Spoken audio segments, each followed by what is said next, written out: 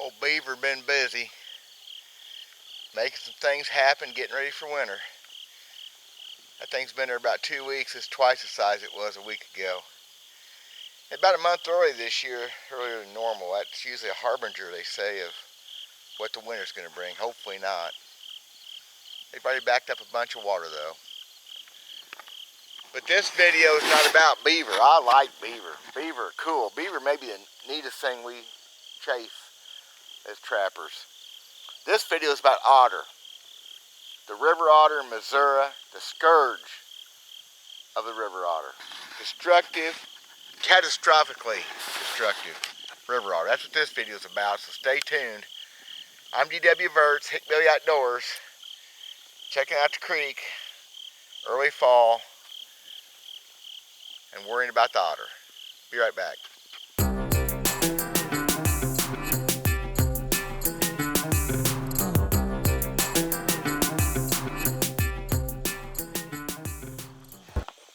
No, I dig beaver. Beaver are just so cool. The things they do, the things they get away with. Crazy cool animals. Every time I harvest one, I feel a little bit sad. Not so much with otter. Otter and the river otter in Missouri have just ruined things. And there's folks that argued that several years back. I think they're all over it now. Because the Missouri Department of Conservation knows they screwed up. And we all wanted otter. I wanted otter.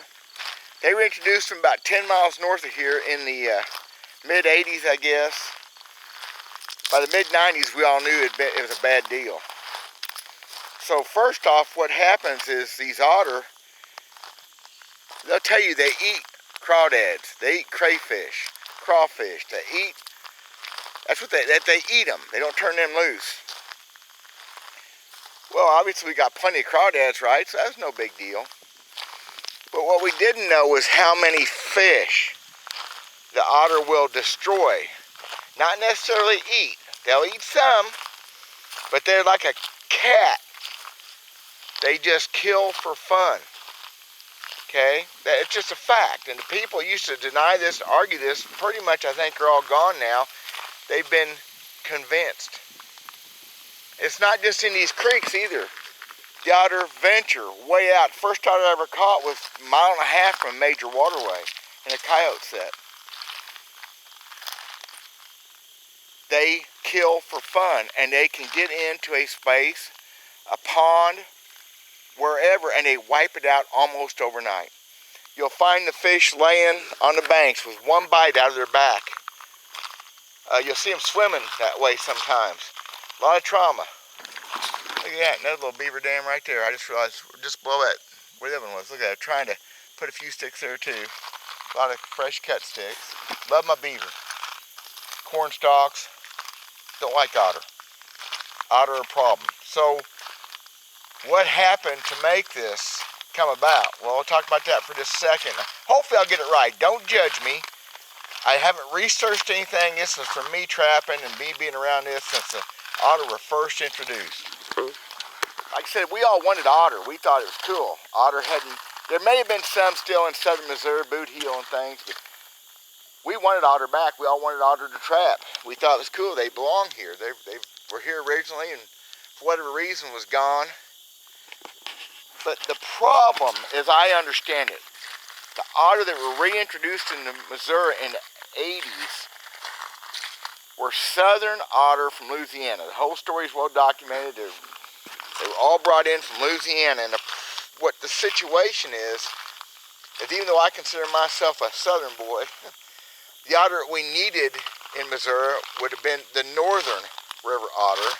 And we get a whole different subspecies in the southern otter. And the way I'm told, the problem with that is this. The southern otter like we got put back in our Missouri waters, I said the first stocking's about 10 miles this way at Otterville, Missouri. How's that for a plan? Are way more prolific otter. They have more babies. They're more aggressive than northern otter. They have babies every year. 5 to 8 babies is what I've been told. I've seen that many before. and they're top of the food chain. Nothing is going to affect an otter. That's probably true of the northern otter too. But I've been told the northern otter have 2 to 4 babies sometimes every other year. Now, if that's not a huge difference. And what it did was wipe my creek out. All my creeks, basically. Now, the guys argued this wouldn't happen. I got internet forum discussions and was told I was full of hooey, which I am, but not about this. I decided that the guys are arguing to the point where northern Missouri guys, they don't have quite as many of these crystal clear creeks. They're in really dirty water situations, Missouri River and tributaries to it, which even the biggest creek north of me is not clear like this one. So otter possibly weren't getting the fish as bad as they do here, but I think that's kind of come to an end. Anyway, they still find the ponds. Those ponds within a half-mile and quarter-mile of the creek are so easy to get to. 4 or 5 otter, and I've seen this happen personally myself. 4 or 5 otter will come into a creek. They'll leave a place that's easy access to a pond. How they smell that water that far away, I don't know. And they'll go into it, and it's a playpen for them. Yeah, they'll eat crawdads. They'll eat a few fish, but they just chase fish and beat up fish. And technically, overnight, they can go into a pond and destroy it. And me, I'm always picking up rocks. That's just a fact. That's what happened. It happened here in the mid-90s, late 90s. I would go down to this creek, about 3 miles upstream. Sometimes every night after work. I'd fish a different pool every night, so the fish wouldn't get too used to me. And the big thing was there was all 3 species of black bass, and I loved the smallmouth. Oh my gosh. I moved to this area because of these creeks. I moved these creeks, area with these creeks, because of trapping, hunting, and fishing for smallmouth bass. Yeah, I love catching everything, but having smallmouth in almost my backyard, oh, that was so cool. I haven't caught or seen a smallmouth bass in these creeks this century. About 98, maybe 99, they disappeared overnight in some holes. I didn't know what was going on. I thought I was just not doing a good job of fishing, so I started finding them with those bites out of them. And by the time I realized what was happening, it was too late. It wouldn't matter, it was too late anyway. But when they put those otter in at Otterville, Missouri, the first stock in Missouri, that was too late. But then, over the years, we've taken our fair share of otter, and I haven't trapped them enough the last few years. It's so hard to trap. And I love trapping. That's why I'm out here right now. I'm thinking about the upcoming season. There's no money. It cost me $3 or $4 to come here today, just a few miles from the house. It's hard to do. But what happened last year, I started seeing I've always seen a few bass in the creeks. You'll see those 6 inchers here and there. But all of a sudden, a couple winters ago, trapping, I started seeing some 10, 11, 12-inch bass. And this year, and last fall even, I went fishing and caught some bass on purpose. And all of a sudden, we have a few bass again. There's one down there I saw 2 weeks ago. It was 15 or 16 inches long. That's a monster for these creeks. And I caught my first spotted bass down here 2 weeks ago. I hadn't seen a spotted bass in here in forever. So I've decided that my goal this year is to whack a bunch of otter, try to, and keep that happening. Now, there's other things going against these fish. For one thing, this used to be a hole 3 foot deep right here. Things change, I get that, but all our creeks are this way. They won't let us take gravel out of the creeks anymore. The DNR has all these regulations and stipulations. It's hard for the guys to pull gravel out. It's too far gone now. So the creeks have just filled in. Then we had the drought in 2012, and very few holes over 3 foot deep anymore. There's a few, but very few. So it all goes against the poor fish. It's happened before, I'm sure. But these creeks are wide and shallow, huge gravel bars, and it makes for a problem. Then you get otter come in. The fish don't have cover, they don't have places to hide, and they're easy pickings. That makes sense? It's a fact. It's the way it is. The Conservation Department knows that here in Missouri. They've had task force in place. The fish farms, the guys that grow catfish, My buddy down the road here, just a few miles, has a minnow hatchery with hundreds of minnow ponds. It's a constant thing. He can't hardly ever get crawdads anymore. Can't get them big enough to sell because the otter. It is what it is.